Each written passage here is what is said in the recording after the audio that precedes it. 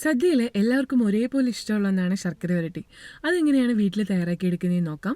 ഒരു ബൗളിൽ കുറച്ച് വെള്ളം എടുത്ത് അതിലേക്ക് ഉപ്പും അതുപോലെ തന്നെ മഞ്ഞൾപ്പൊടിയും ചേർത്ത് കൊടുക്കാം. അത് ജസ്റ്റ് ഒന്ന് മിക്സ് ചെയ്തതിന് ശേഷം നമ്മുടെ ആണെങ്കിൽ പച്ചയത്തേക്ക നല്ല പച്ചയത്തേക്ക് എടുക്കണം കേട്ടോ. അതിൻ്റെ തൊലിയൊക്കെ കളഞ്ഞിട്ട് അതിലേക്ക് ഒരു 10 മിനിറ്റ് ഒന്ന് ഡിപ്പ് ചെയ്ത് കൊടുക്കാം. ശേഷം അതൊന്ന് എടുത്തിട്ട് അതിൻ്റെ വെള്ളമൊക്കെ ഒന്ന് തോർത്തി മാറ്റിയതിന് ശേഷം അതാണ്ട് ഈ ഒരു തിക്നെസ്സിൽ നമുക്കിതിനെ ഒന്ന് കട്ട് ചെയ്ത് മാറ്റാം. ഇത് ഈ ഒരു തിക്നെസ്സിൽ വേണം കേട്ടോ ഇതൊന്ന് കട്ട് ചെയ്തെടുക്കാനായിട്ട്. നല്ല പച്ചക്കാ വേണം നമ്മുടെ ഈ ഒരു ശർക്കര വരട്ടിക്ക് വേണ്ടിയിട്ട് എടുക്കാനായിട്ട്. എങ്കിലേ നല്ല ക്രിസ്പി ആയിട്ട് നമ്മുടെ ശർക്കര വരട്ടി കിട്ടുകയുള്ളൂ. ഇനി ഒരു പാൻ അടുപ്പത്തേക്ക് വെച്ചിട്ട് അതിലേക്ക് നല്ല വെളിച്ചെണ്ണയാണ് ചേർത്ത് കൊടുക്കുന്നത്. ഈ വെളിച്ചെണ്ണയോടൊപ്പം തന്നെ ഒരു ടീസ്പൂൺ നെയ്യും കൂടി ചേർത്ത് കൊടുക്കുകയാണെങ്കിൽ നമ്മുടെ ശർക്കര വരട്ടിക്ക് ടേസ്റ്റ് കുറച്ച് കൂടും കേട്ടോ.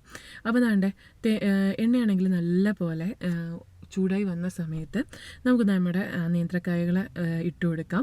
അത് നല്ല ക്രിസ്പി ആവുന്നവരെ നമുക്കൊന്ന് ഫ്രൈ ചെയ്ത് മാറ്റണം.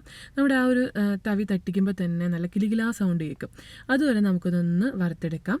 നല്ല പോലെ മുരിഞ്ഞു വന്നതിന് ശേഷം നമുക്കൊന്ന് കോരി മാറ്റാം. നമ്മൾ അവിടെ 1 ടീസ്പൂൺ ചെറിയ ജീരകവും 7-10 ഏലക്കായും 2 ചുക്കും എടുത്തിട്ടുണ്ട്. 2 ടീസ്പൂൺ പഞ്ചസാരയും കൂടി ചേർത്തിട്ട് അതൊന്ന് പൊടിച്ചെടുക്കാം. അതുകൊണ്ട് ഒരു പാനിലേക്ക് ഞാൻ 250 ഗ്രാം ശർക്കര പാവ് കാച്ചിയതാണ് ഒഴിച്ചു കൊടുക്കുന്നത്.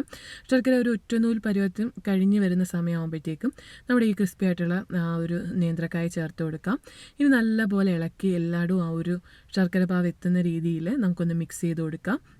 എല്ലായിടും എത്തിക്കഴിയുമ്പോഴത്തേക്കും നമ്മളാണെങ്കിൽ നേരത്തെ തയ്യാറാക്കി വെച്ചിട്ടുള്ള ആ ഒരു ചുക്കിൻ്റെ ഒരു പൊടി ഉണ്ടല്ലോ, ആ പൊടി നമുക്കാണെങ്കിൽ കുറേശ്ശെ ചേർത്ത് കൊടുത്ത് ഒന്ന് നല്ല രീതിയിൽ ഇളക്കി കൊടുത്ത് നല്ല ക്രിസ്പി ആക്കി എടുക്കാം കേട്ടോ.